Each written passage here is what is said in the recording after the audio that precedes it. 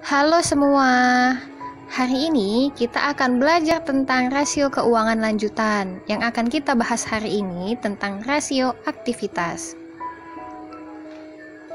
Adapun hal-hal yang akan kita pelajarin hari ini terkait dengan pengertian rasio aktivitas, tujuan dan manfaat rasio aktivitas, dan jenis-jenis dari rasio aktivitas. Di sini jenisnya ada 5 ya. Yang pertama itu receivable turnover, yang kedua inventory turnover, yang ketiga working capital turnover, yang keempat fixed asset turnover, dan yang terakhir itu ada total asset turnover.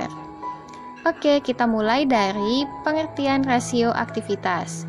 Jadi, rasio aktivitas merupakan rasio yang digunakan untuk mengukur tingkat efisiensi pemanfaatan sumber daya perusahaan atau menilai kemampuan perusahaan dalam melaksanakan aktivitas sehari-hari. Pengertian ini diambil dari buku Kashmir tentang analisis laporan keuangan di halaman 188. Dengan kata lain, dari pengukuran hasil rasio aktivitas ini dapat melihat dengan jelas bahwa kondisi perusahaan di suatu periode itu mampu atau tidaknya untuk mencapai target yang sudah ditentukan.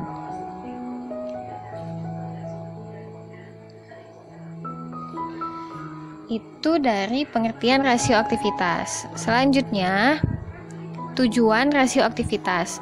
Rasio aktivitas ini memiliki beberapa tujuan. Yang pertama itu untuk mengukur berapa lama penagihan piutang selama satu periode atau berapa kali dana yang ditanam dalam piutang berputar dalam satu periode. Untuk mengukur hari rata-rata piutang, di mana hasil perhitungan ini menunjukkan jumlah hari piutang tersebut rata-ratanya itu nggak bisa ditagih atau tidak dapat ditagih. Yang ketiga, untuk menghitung berapa hari rata-rata sediaan tersimpan dalam gudang. Yang keempat, untuk mengukur berapa kali dana yang ditanamkan dalam modal kerja berputar selama satu periode. Yang kelima, untuk mengukur berapa kali dana yang ditanamkan dalam aktiva berputar dalam satu periode. Yang keenam, untuk mengukur penggunaan semua aktiva perusahaan dibandingkan dengan penjualan. Itu tujuan dari rasio aktivitas. Selanjutnya kita masuk ke rasio aktivitas. Manfaat rasio aktivitas. Manfaat yang pertama itu dalam hal piutang. Jadi perusahaan atau manajemen dapat mengetahui lama piutang mampu ditagih dalam satu periode. Yang kedua, manajemen dapat mengetahui jumlah hari dalam rata-rata penagihan piutang. Yang kedua itu dalam hal sediaan. Dalam hal sediaan ini, manajemen dapat mengetahui jumlah hari rata-rata sediaan tersimpan dalam gudang. Yang ketiga, dalam hal modal kerja. Jadi manajemen dapat mengetahui berapa kali dana yang ditanamkan dalam modal kerja itu berputar selama satu periode. Dan yang keempat itu dalam bidang aktiva. Manajemen dapat mengetahui berapa kali dana yang ditanamkan dalam aktiva tetap berputar dalam satu periode, dan manajemen juga bisa mengetahui penggunaan semua aktiva perusahaan dibandingkan dengan penjualan. Ini manfaat dari rasio aktivitas. Selanjutnya, kita masuk ke jenis-jenis rasio aktivitas. Jenis yang pertama itu perputaran piutang atau receivable turnover. Jenis yang pertama itu perputaran piutang atau receivable turnover. Artinya, perputaran piutang merupakan rasio yang digunakan untuk mengukur berapa lama penagihan piutang selama satu periode atau berapa kali dana yang ditanam dalam piutang ini berputar dalam satu periode.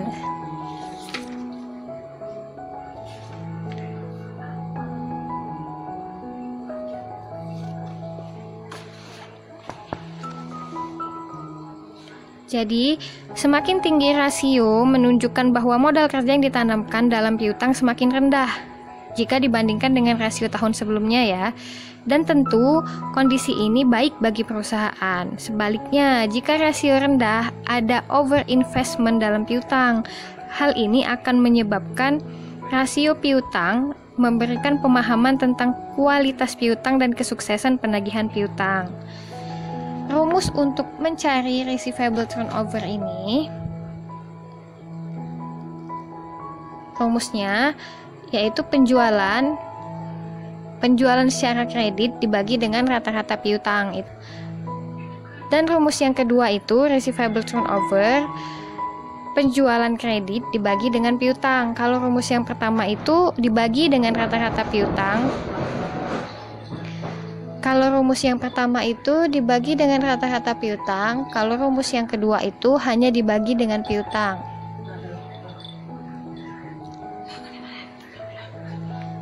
Kita langsung masuk ke contoh ya.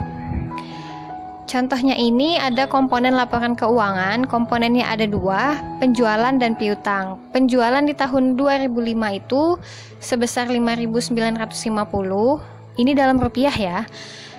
Dan piutangnya itu 550. Sedangkan untuk tahun 2006 penjualannya itu sebesar 5.550 dan piutangnya itu sebesar 360. Ingat rumusnya tadi penjualan dibagi dengan piutang. Jadi penjualan tahun 2005 itu 5.950 dibagi dengan 550, hasilnya itu 10,81 kali. Kalau dibulatkan menjadi 11 kali. Untuk tahun 2006 rumusnya tadi penjualan dibagi piutang.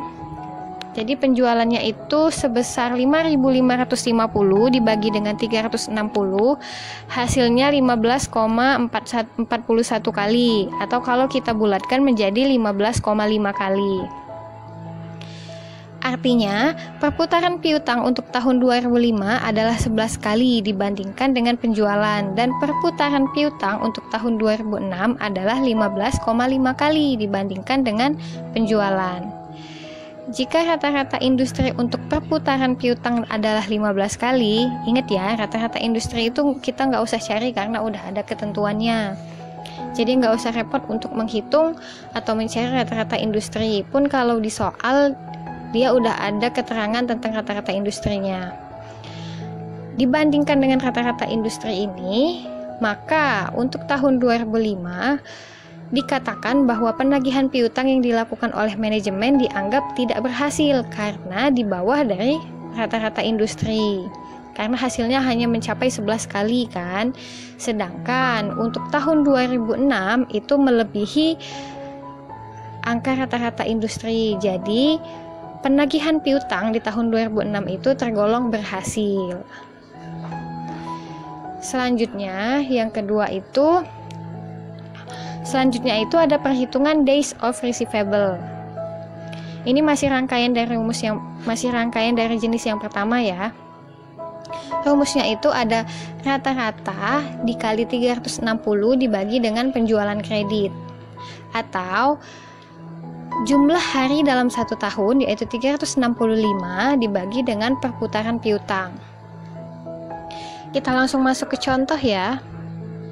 Untuk tahun 2005, tadi rumusnya itu jumlah hari dalam satu tahun. Nah, jumlah hari dalam satu tahun itu sebanyak 365 hari dibagi dengan hasil perhitungan yang di tahun 2005. Itu kita bulatkan menjadi 11 ya. Jadi 365 dibagi 11, hasilnya itu 33,18 hari atau dibulatkan menjadi 33 hari. Untuk tahun 2006 itu kita bagi dengan 15,5, itu diperoleh dari hasil perhitungan yang menggunakan rumus sebelumnya 15,5, jadi 365 dibagi 15,5 itu hasilnya 23,54. Jadi kalau kita bulatkan menjadi 24 hari. Untuk rata-rata industri penagihan piutangnya itu jumlah hari dalam satu tahun itu 365 dibagi dengan 15. Ini kita ambil rata-rata industrinya ya. Yang tadi 15 kan udah ketentuan. Jadi 365 dibagi 15 hasilnya itu 24,33 hari atau kalau dibulatkan menjadi 25. Sebelum menyimpulkan lebih lanjut, kita perlu terlebih dahulu untuk melihat syarat-syarat kredit yang diberikan. Apakah 2/10 net 30 atau 2/10 net 60. Jika syarat yang pertama berlaku, tahun 2005 dianggap melebihi tanggal jatuh tempo 1 hari. Dianggap melebihi tanggal jatuh tempo 3 hari. Karena kan 30. Namun apabila syarat yang kedua berlaku, maka rata-rata piutang dianggap cukup baik. Jenis yang kedua itu perputaran sediaan atau inventory turnover. Artinya, perputaran sediaan merupakan rasio yang digunakan untuk mengukur berapa kali dana yang ditanam dalam sediaan ini berputar dalam satu periode. Dapat diartikan pula bahwa perputaran sediaan merupakan rasio yang menunjukkan berapa kali jumlah barang sediaan diganti dalam 1 tahun. Semakin kecil rasio ini, semakin jelek, demikian pula sebaliknya. Nah, kita langsung masuk ke rumus untuk menghitung inventory turnover. Rumusnya itu ada 2. Yang pertama itu menurut James C. Van Hoort, yaitu harga pokok barang yang dijual dibagi dengan sediaan.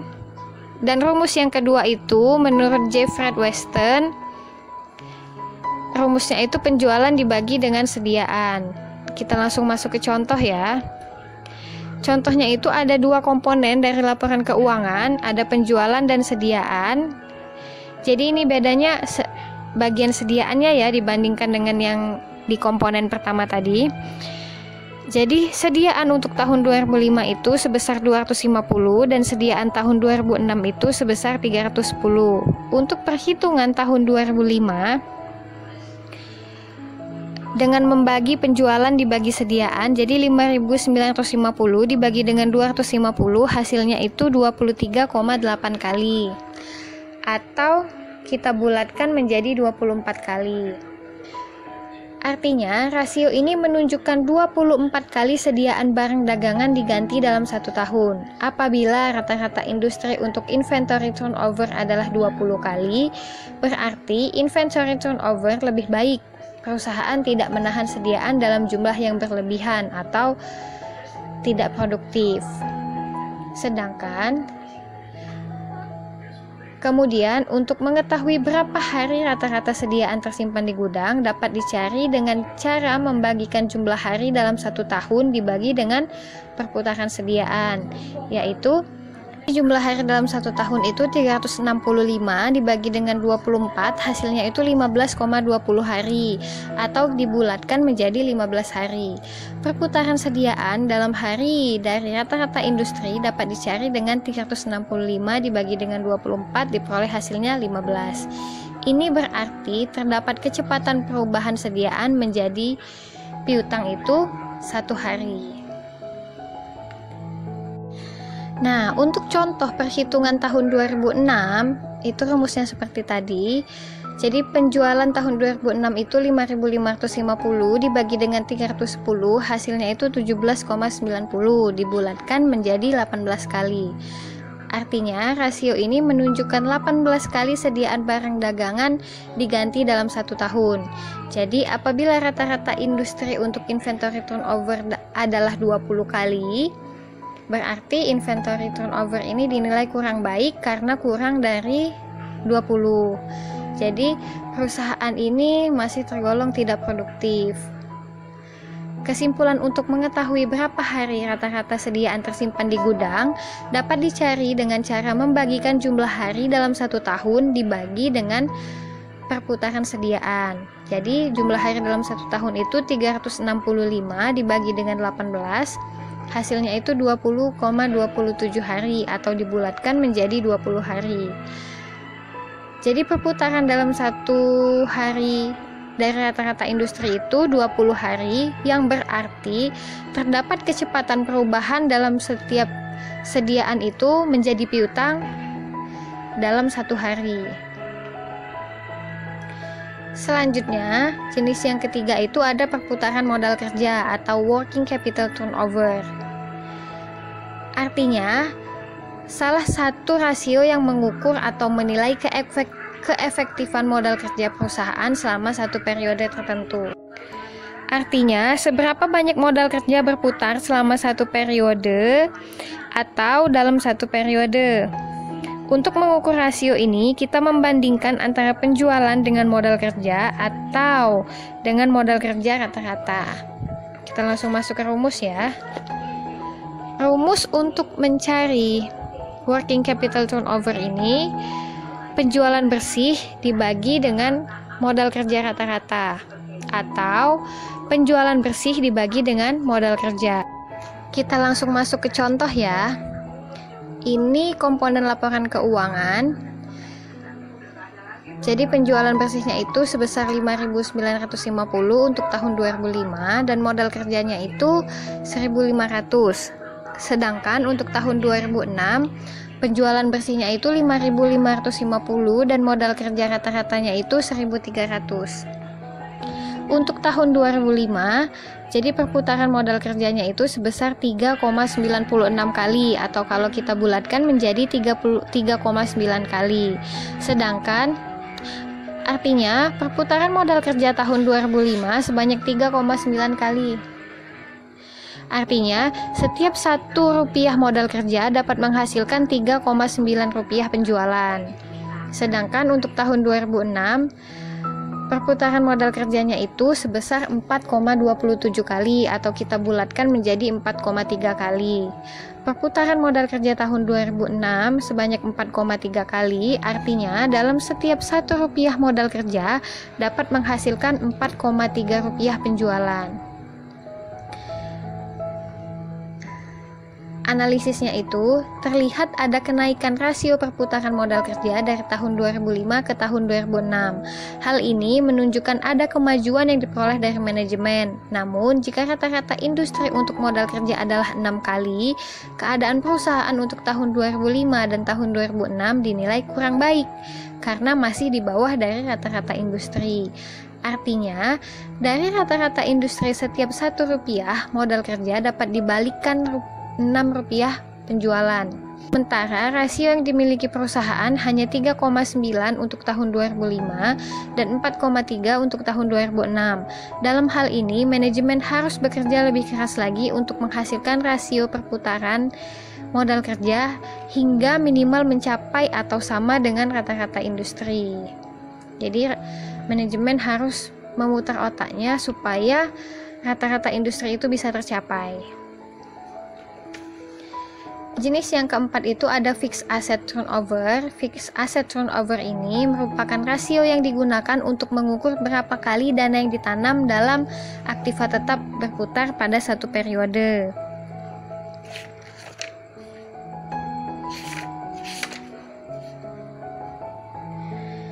Atau dengan kata lain, untuk mengukur apakah perusahaan sudah menggunakan kapasitas aktiva tetap sepenuhnya atau belum. Untuk mencari rasio ini, caranya adalah membandingkan antara penjualan bersih dengan aktiva tetap dalam satu periode. Kita langsung masuk ke rumus ya. Jadi rumus untuk menghitung fixed asset turnover ini, penjualan dibagi dengan total aktiva tetap. Kita langsung masuk ke contoh ya. Ini komponen laporan keuangannya. Penjualan tahun 2005 itu masih 5.950 dan total aktiva tetapnya itu 2.400. Jadi perhitungan untuk tahun 2005 itu sebesar 2,479 kali atau kita bulatkan menjadi 2,5 kali. Sedangkan untuk tahun 2006 itu penjualannya sebesar 5.550 dibagi dengan aktiva tetapnya itu 2.550, hasilnya itu 2,176 atau dibulatkan menjadi 2,2 kali. Artinya, kondisi perusahaan sangat tidak mengembirakan karena terjadi penurunan rasio dari tahun 2005 ke tahun 2006. Lebih lagi jika dibandingkan dengan rata-rata industri untuk fixed asset turnover yaitu 5 kali.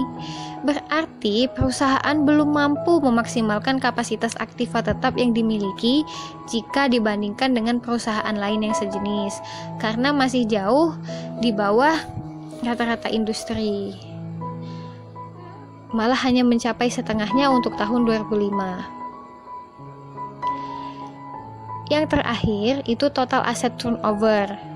Total asset turnover ini merupakan rasio yang digunakan untuk mengukur perputaran semua aktiva yang dimiliki perusahaan dan mengukur berapa jumlah penjualan yang diperoleh dari tiap rupiah aktiva. Rumusnya itu penjualan dibagi dengan total aktiva. Kita langsung masuk ke contoh. Contohnya itu untuk tahun 2005, penjualan dibagi dengan aktiva, penjualannya itu 5.950, dibagi dengan aktivanya itu 4.200, diperoleh hasilnya itu 1,416 kali atau dibulatkan menjadi 1,42 kali. Untuk tahun 2006 diperoleh hasilnya itu 1,387 kali atau dibulatkan menjadi 1,4 kali. Kondisi perusahaan sangat tidak menggembirakan karena terjadi penurunan dari tahun 2005 ke tahun 2006 sebesar 0,02. Lebih lagi jika dibandingkan dengan rata-rata industri untuk total asset turnover yang sebesar 2 kali, berarti perusahaan belum mampu memaksimalkan kapasitas aktiva tetap yang dimiliki. Perusahaan diharapkan meningkatkan lagi penjualan dan mengurangi sebagian aktiva yang kurang produktif agar rata-rata industri bisa tercapai.